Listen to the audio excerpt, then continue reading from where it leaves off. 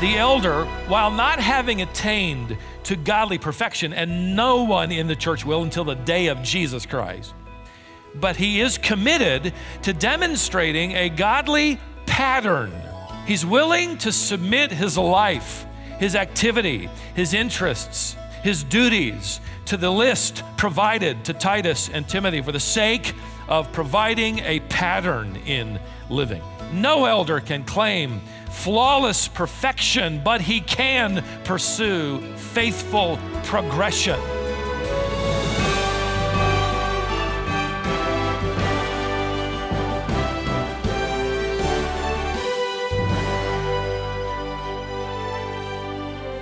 Elders in the church are not men who are perfect. If that were the standard, there would be no leaders at all. We all know this. But church leaders must be constantly progressing in their walk with Christ and pursuing godliness each day. But let's be honest. The problem in most churches is not that the standard for leadership is too high. The problem in most churches is that the standard is far too low. Paul clarified for us what should be expected of church leaders, and we're looking at what Paul wrote in this series called The Shepherd's Mantle. This is Wisdom for the Heart. Today, Davey continues his exposition from the book of Titus with this message called Raising the Bar. A church leader by the name of Jerome wrote a letter to a younger elder in the church, and his letter was dated AD 394, and in that letter he bemoaned the lack of qualified leadership in the church. It's not a new problem, by the way. In his letter, he went on to include some rather scathing comments reserved for, in particular, his generation of church leaders that he said seemed more interested in the beauty of the cathedral than in the character of the leader. He wrote, and I quote, "Many build churches nowadays, their walls and pillars of glowing marble, their ceilings glittering with gold, and their altars studded with jewels. Yet to the choice of Christ's ministers in the church, no heed is given. The appointments for leadership were given to the wealthy, the well-connected, the charismatic, winsome leader, rather than to the nature and character of the one appointed." Which is all the more tragic when you think that the church has grappled with this, certainly, since the early centuries. When you consider the role of the elder is the under-shepherd of Jesus Christ, who is the chief shepherd of the church, both local and universal. And Jesus Christ has literally entrusted into the care of men his dearest and most costly, most precious possession, his bride, the church, redeemed by his own blood. How precious are you? How priceless are you? Men who lead in the church are literally shepherding the bride of Christ who happens to be on her way to the marriage supper of the Lamb.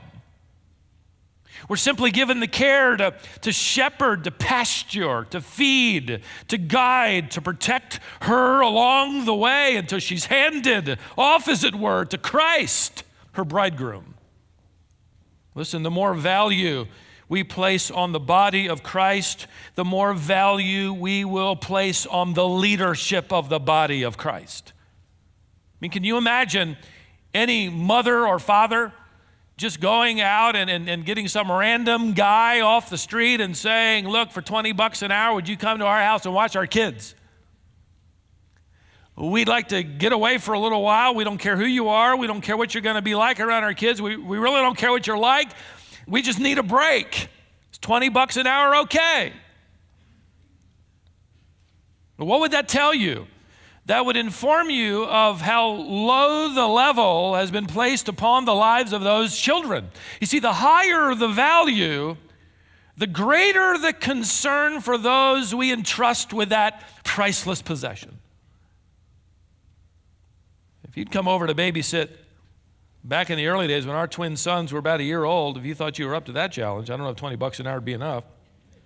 I think it was about $2 an hour back then, 3. They deserve more, trust me.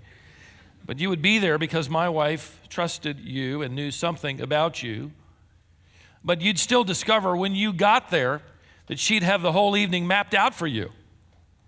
When bath time was, and then after bath time, what they would drink, and they'd sit in their little chairs and they'd drink that more than likely out of their sippy cups, the perfect blend of juice and Benadryl. I'm just teasing.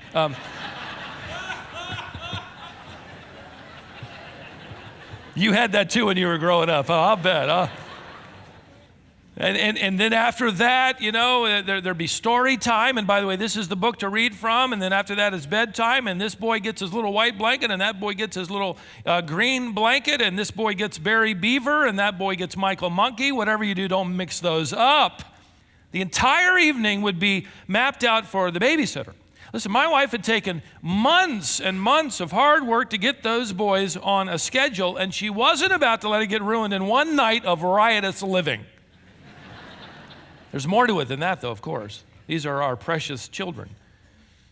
And we're not going to hand them off to anybody, just anybody, to do just anything they please want to do. Do you think God cares any less about his children than we do ours? God also desires to entrust his precious children to those who will love the flock and warn the flock and guide the flock and guard the flock and teach the flock, literally those who are willing to lay down their lives for the good of the flock, those who are willing to embrace the negatives, the difficulties, and the challenges, along with the joys and delights of guarding and guiding the flock. In fact, it's interesting when Christ told the church to follow their leaders, there's an interesting text where a nuance of leadership comes out of that, much like parenting, it comes to the surface. The writer of Hebrews instructs the believers in Hebrews 13:17 to obey your leaders and submit to them, for they keep watch. They keep watch over your souls. The word translated keep watch literally refers to someone going without sleep. Going without sleep. And what loving mother or father hasn't lost sleep over the care of their little child or concern over an older child?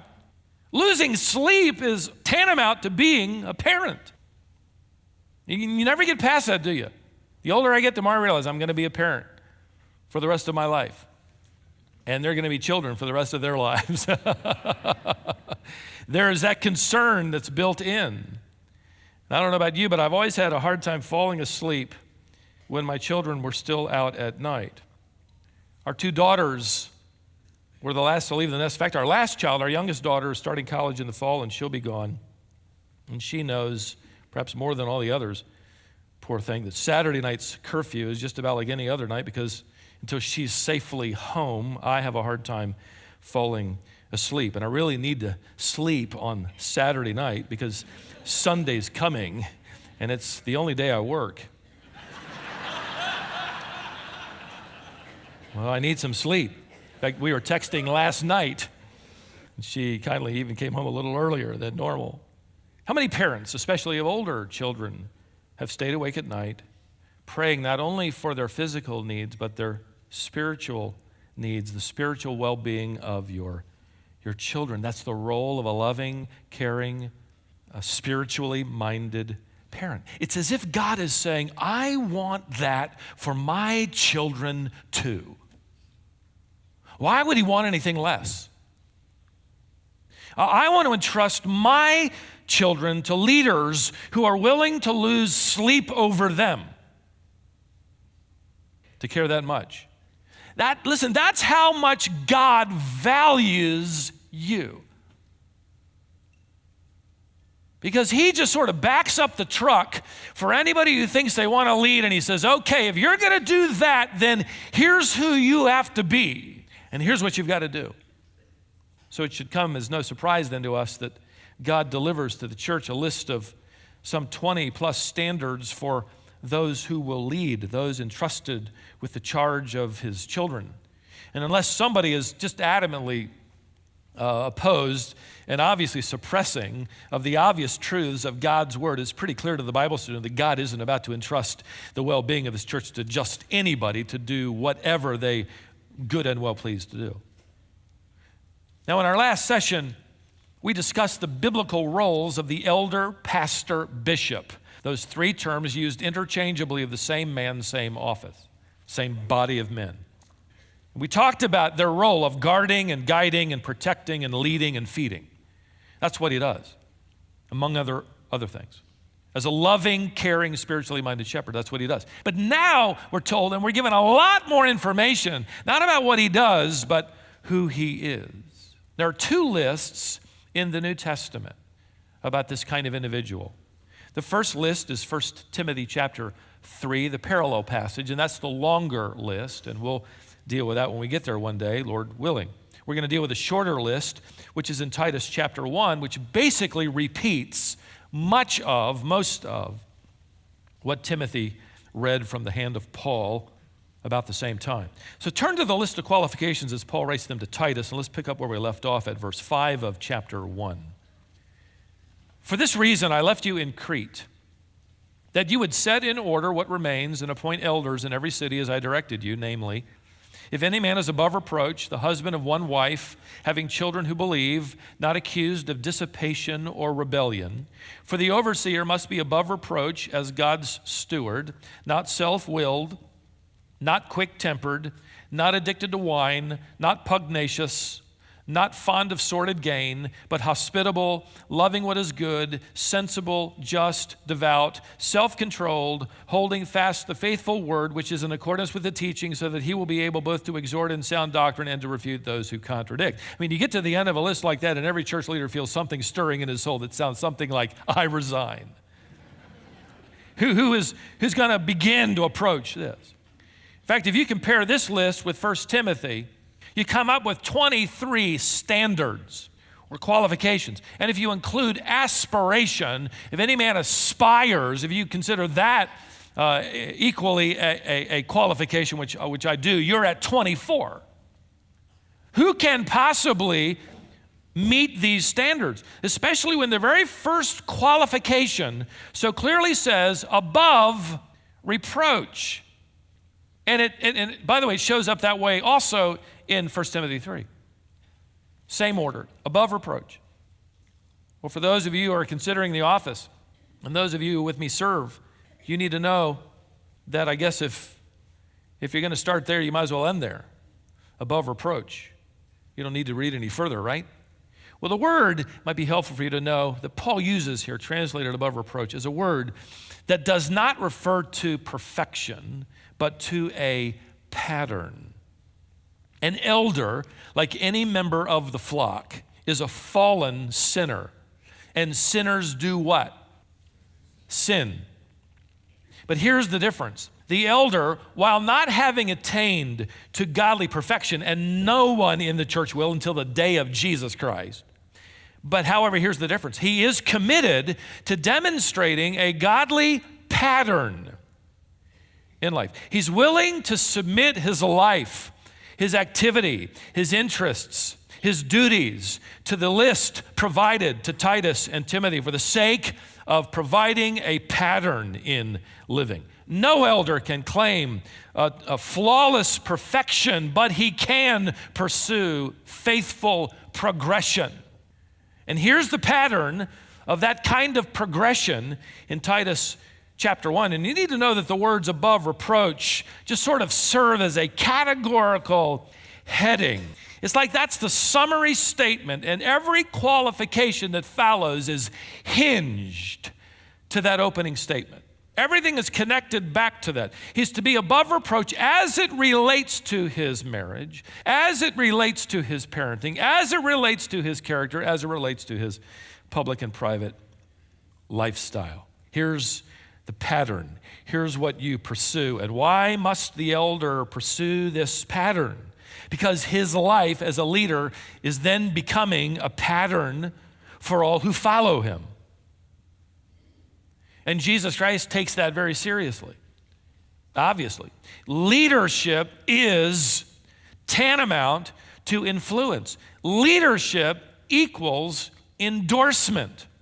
The very nature of leadership invites imitation. And you think, well, that's wrong, that shouldn't be. Oh no, the New Testament certainly doesn't discourage it. In fact, the New Testament not only acknowledges that truth, it unashamedly encourages it. Paul wrote to the believers in Philippians 3:17, "Brethren, join in following my example," and not just me as an apostle, note this, "and observe those who walk according to the pattern you have in us." Now, I don't know about you, but as a believer, I love to see an older man ahead of me. I love to watch him and learn from him. That's just part of how God has set up the church. We'll find in chapter 2, older women turn around and provide the pattern for younger women. Older men turn around and provide a pattern for younger men. Follow the pattern you have in us. Another text encourages the believer in Hebrews 13:7, "Remember those who led you, who spoke the word of God to you, and considering the result of their conduct, imitate their faith." The New Testament doesn't say don't imitate anybody. It says, in fact, do that. The Apostle Peter tells the elders to be an example, 1 Peter 5:4, literally a tupos, a pattern, a type for the flock to follow. And Paul wrote what seems to be an audacious comment. If you grasp what he's saying, it isn't within the balance of the entire text, but he writes to the Corinthian believers who were in desperate need of a model. He says in 1 Corinthians 11, verse 1, "Be imitators of me as I imitate Christ." Paul didn't tell them to imitate him just because he was an apostle or a leader. He tells them to imitate him as he imitates Christ. Because you can't see Christ, so Christ has given us leaders, we can see them. So the reason you have this list here in Titus chapter 1 is you basically have a pattern put into print, which is nothing more or less than the character of Jesus Christ, which we all pursue. The reason a leader must pursue this pattern of living is because he's setting a standard for all those who follow him to pattern after him their own lives and their own conduct. And we who lead, it must be nothing less than leading them to follow Jesus Christ. We are imitators by nature, and the New Testament plays on that and encourages that. All you have to do is look around the world and you know that imitation is part of human nature, right? Madison Avenue has built a $1 billion plus industry on the fact that we all basically want to follow in. We just want to melt in and we want to fit in. We are by nature copycats. I hate to use that word in reference to me or any of you, but you know what I mean. I read a couple of days ago, in fact, about this. It was on the news. Riot police were called to a mall in Orlando, Florida, to try to control a mob. The mob had gathered and they were waiting. They were waiting to have a chance to buy Nike tennis shoes. The shoes were a limited edition going on sale at the moment the NBA All-Star game began. They're also in Orlando, and only then, and when the shoes were gone, that was it. So people were gathering, waiting for the whistle, and riot police were there to keep control. See, these were the shoes worn by athletes they looked up to. Because their models wore them, they wanted to wear them too. And there's really nothing wrong with that. That's our human nature. Humans want to be like people they admire. The New Testament knows that and then sets in this line men who will be patterned after. With that, though, comes the downside, doesn't it? People we admire may not be worth admiring. Imitation is not all bad. Just make sure the people we are imitating are worthy of imitation. Well, you have to battle that even with the Madison Avenue mentality. Today, billions of dollars are spent by children under the age of 10. And the mentality of the marketing world goes after them. We have reports now and enough data to know that it is that elementary school child that picks the kind of car their parents drive, the kind of shoes they wear, the kind of lunchbox they carry, the pants and the shirts and the blouses and whatever on them. And so trends are created and fads are established and then rotated around to keep the money flowing. I mean, think about it. Those of you that wear neckties, I see maybe 3 out there that still do, okay? Those neckties over the years have gone really wide and then really skinny, and then really wide and then really skinny, and then really wide and then really skinny. Why? Because we like variety? No, because the money needs to keep flowing. Isn't all bad. But we have to make sure we're imitating something worth imitating. See, no wonder James the Apostle said, listen, let me recommend to you in the body that not many of you become teachers. Why? Because you're going to incur a stricter judgment. Why? Because your life will be multiplied potentially many times over in the lives of those who've patterned, who've made decisions, who've made allowances, who've determined their lifestyles after yours. And for that reason, Paul then begins with this qualification. Make sure the one leading is above reproach. This word does not denote sinless perfection or even a pristine past. Paul didn't have one. But it does refer to a general assessment, one author wrote, of a man's maturity and reputation. I found it interesting in studying the grammar of this text that this is a compound Greek word. The first part means up, and the second part means to call. To call up, literally. It has the idea of a man not only receiving a high calling, answering a high calling, but it also has the nuance of a high standard, a high level of living, a higher pursuit, which with it comes limitations and allowances unique to this role. What came to my mind when I studied the word was the idea of raising the bar, like that high jumper who continually tries to excel higher and higher. That is the heart and the passion of the leader. It isn't what can I get away with, what would be allowed, but how high can we raise the bar? To call up can simply refer to raising the standard. And ladies and gentlemen, and I know I'm preaching to the choir here, but in a world where the standard has all but disappeared for a lifestyle worth imitating, it is more desperately needed than ever. Eugene Peterson writes these challenging words: there is little to admire and less to imitate in the people who are prominent in our culture. We have celebrities, but not saints. If we look around for what it means to be a mature, whole, blessed person, we don't find much. These people are around, but they're not easy to pick out. No journalist interviews them. No talk show features them. They do not set trends. No Oscars are given for integrity.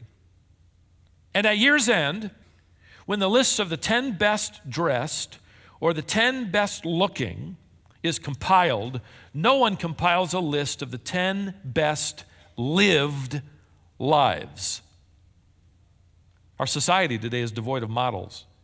Neither the adventure of goodness nor the pursuit of righteousness gets headlines anymore.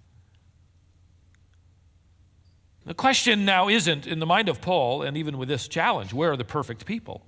But where are the people who live lives worthy of being patterned after? Where is the progression and a demonstration of that with commitment and passion? Let me tell you this, beloved. We are the answer to that, we as a church. The church is the answer to that question that our world is asking now like never before. How am I supposed to live? What's right? What's wrong? What's acceptable? What's not acceptable? What's holy? What's unholy? The church is the answer to that. Every Christian is to be an example. In fact, even the younger believers are implicitly challenged by Paul when he writes to young Timothy to be an example in speech, in conduct, in love, in faith, in purity. 1 Timothy 4:12. If the leaders of the church are to be godly because they are being imitated, then that means the ones who are following them will have the same goal in mind. We are all pursuing the character of Jesus Christ. We all have the calling. We all must together raise the bar. That's why the Apostle Peter could write that every Christian needs to apply with all diligence. He's not writing to leaders, he's writing to the believers as well. Add to your faith moral excellence, and to moral excellence, knowledge, and to knowledge, self-control, and in your self-control, perseverance, and in your perseverance, godliness, and in your godliness, brotherly kindness, and in your brotherly kindness, love. For if these qualities are yours and are increasing, they render you neither useless nor unfruitful. And you can just hear him as he writes that, just the bar being raised higher and higher. Every Christian is to be an example for everyone else. In fact, you're being watched. You may not know it. And I don't mean by me. You're being watched by someone. Some of you have many people who are watching you. Maybe you're a leader out in the community, and there are a lot of people that are watching decisions you make, choices you make, the lifestyle you've chosen. And they're patterning themselves after you because they admire you. Every Christian is to set a godly and holy example, and certainly every Christian leader is to provide a demonstration of progression in this pattern within the Christian community.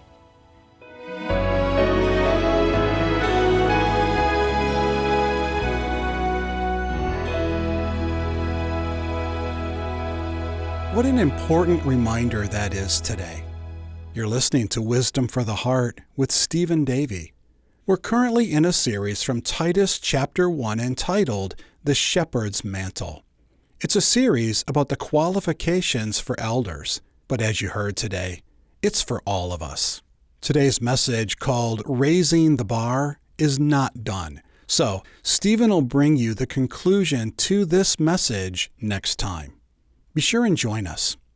We'd love to hear how the teaching you hear on Wisdom for the Heart is helping you in your walk with Christ. Please take a few moments and write to us. Our email address is info@wisdomonline.org.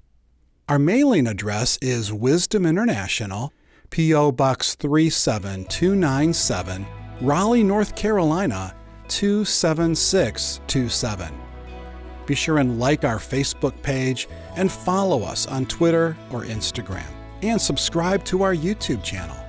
However it is that you want to interact with us, we'd enjoy hearing from you. Be sure and join us next time for the conclusion of today's message right here on Wisdom for the Heart.